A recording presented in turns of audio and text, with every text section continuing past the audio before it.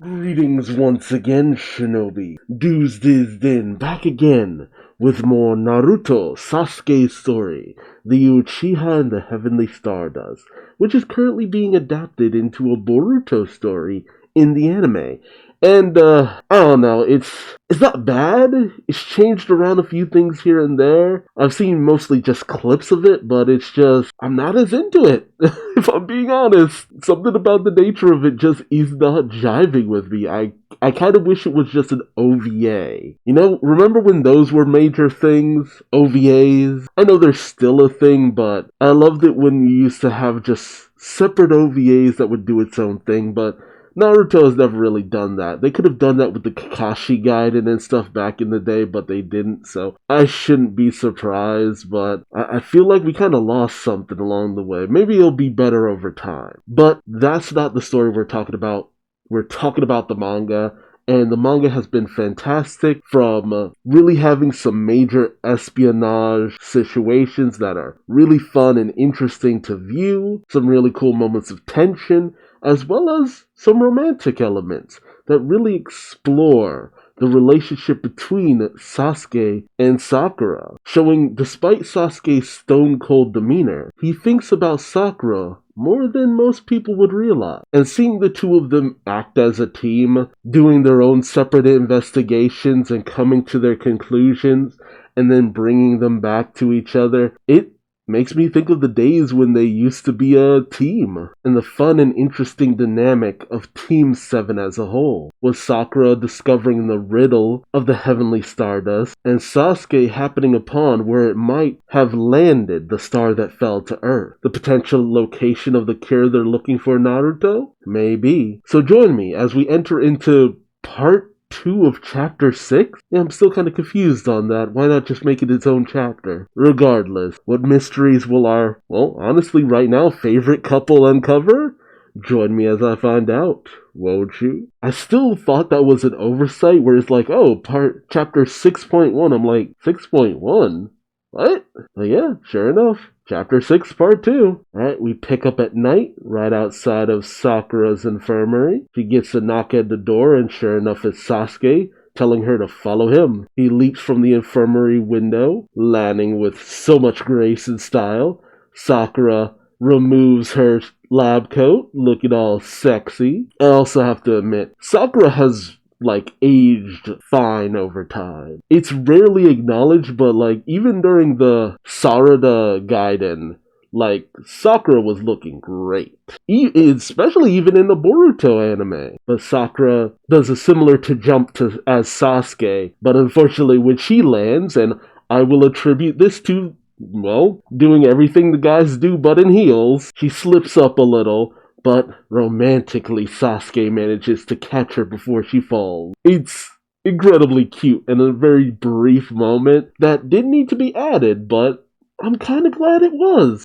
Seriously, this manga is just endearing the hell out of me to the relationship of Sasuke and Sakura. I cannot put a finer emphasis on that. Sasuke showing the slightest bit of nervousness about the situation of her almost falling, and Sakura just nervously blushing about almost tripping. It's cute. We see them jumping through the prison, well, the quarry, I guess, from place to place, making their way outside, and traveling to the lake Sasuke saw last chapter, which probably is going to look very beautifully animated. I mean, in terms of the manga, it's kind of it's a big lake, but with some color and some gradient tones, a little bit of glow effect here and there. It'll probably look absolutely gorgeous and romantic. It even looks like the area around there is a little foggy too, because you see a little bit of the smoke effect around them. As Sasuke and Sakura stare at the lake, Sakura says, "Wow, it's gorgeous." And Sasuke says, "A perfect match for the sky that fell to Earth." I've actually always loved stuff like that, where it's just the stars on Earth is a reference to a lake or a pool or something like that. And Sasuke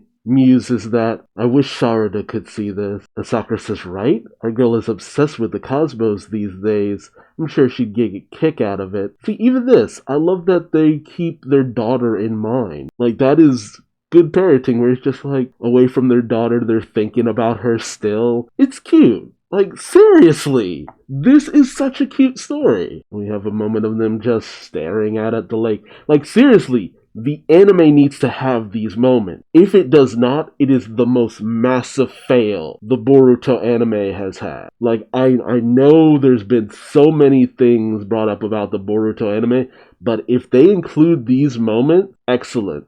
Well done. If they do not, trash. At least for the adaptation of this story. We have Sasuke calling to Sakura, and she responds, and Sasuke tells her, "Would you want a ring from me? Not one I made from chakra. I mean a real one." Sakura pauses, but then says, "There were times when I thought I wanted one, but then again," and she holds up her hand, and she says, "I don't know if it'd be ideal for my hands, you know?" And we see the rough nature of her hand, but all Sasuke sees is all the hard work she does with her hand, from cooking to cleaning, healing. They're hands of someone who is very busy. And Sasuke smiles. He says, "I've never once worried about anyone taking my place in your life when I'm away. The thoughts never even crossed my mind."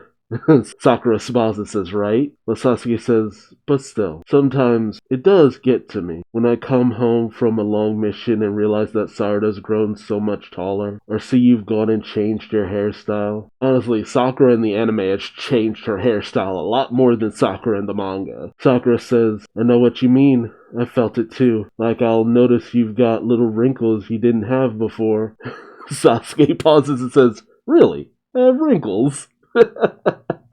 It's the price of growing old, Sasuke. It'll happen to you. Sakura smiles and says, "Just a few, when you smile." That explains why we rarely ever see him. She says, "Don't worry, I think they give you a kind of ruggedly handsome look." Oh, seriously, this is so stupidly cute. How dare you? Sasuke does smile, saying, "Yeah, well, you never seem to change, Sakura." He then touches her face, saying, "But you know you're allowed to have wrinkles too." Sakura asks, "What's gotten into you anyway? Did someone say something that brought all this on?" Sasuke says, "No, just felt like talking about it." Sakura grabs Sasuke's hand, and they hold hands for a while, with Sakura saying, "Sasuke, I know you inside and out. You have nothing to worry about." So adorable. But the mood must shift to their actual job, as Sakura reaches into her pocket saying, "Right, now let's get a hold of those ultra particles and get back to the village." Sasuke says, "Yeah." Sakura then pulls out the cards from the game based on the tail beast and holds up one of a lizard. Sasuke questions, "A lizard on a rock?" Sakura says, "What's the matter?" Sasuke says, "The back of the playing cards, I mean. In the map of the heavens, there's no constellation featuring a lizard." Sakura looks at them saying, "Oh, that's no lizard. No ordinary rock either. It's a dragon and a meteor." Meteor? This shocks Sasuke. But Sakura explains, long ago this area was full of gigantic draconic beasts. Apparently they went extinct when a meteor crashed down to Earth. Oh wow. So the Naruto world actually has a background similar like that, huh? Sasuke then remembers what he read in what was it, a book? That said, Titan, a large dragon with a long neck and tail. A partial skeleton of the creature has been discovered in the area around the Tartar Observatory. I'm surprised that they're only discovered in the area that they're in. Sasuke thinks about it and thinks Penzala's book mentioned the discovery of fossilized skeleton. Wait, fossil? And then he thinks back to when he went into Zansul's little hidden area, finding all those chickens and the fossil. Sasuke thinks, what I came across in the basement of heaven, what I came across in the basement must have been. But Sakura goes to try out the hand signs, saying, "Okay, here goes nothing." I'm so tempted to just do the hand signs too. What is it? Ox, monkey, rat, snake, tiger. And then she does a final one that I cannot do for the life of me. But Sasuke thinks, could it be? Are they having the inmates dig up dragon fossils? But what in the world for? But then he really thinks about the chickens! Dun dun dun! And then he realizes too late as he tells Sakura, "Sakura, I know what Zansul's doing." But as she finishes the hand signs, the lake starts to swirl and churn. And as Sasuke questions what's happening, power suddenly emanates from the lake. A beam of light shoots out from the center. As Sasuke is stunned speechless, Sakura says the ultra particles must be in there. But as she moves across the lake, getting closer. Sasuke calls out to her, but she reaches her hands into the beam of light, and as the beam dissipates, she says, "I've got the ultra particles," holding out a canister with several seals on it. And as she tries to touch the seals, it bounces her back, saying, "Whoa, I felt an incredible amount of chakra just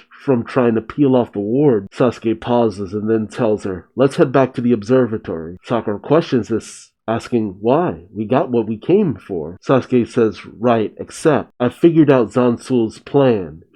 But suddenly there's an explosion over near the prison." As they turn in shock, Sakura calls out, "What's that, an explosion?" Sasuke tells her, "Not quite. He's done it. He's revived the ancient dragons with Edo Tensei."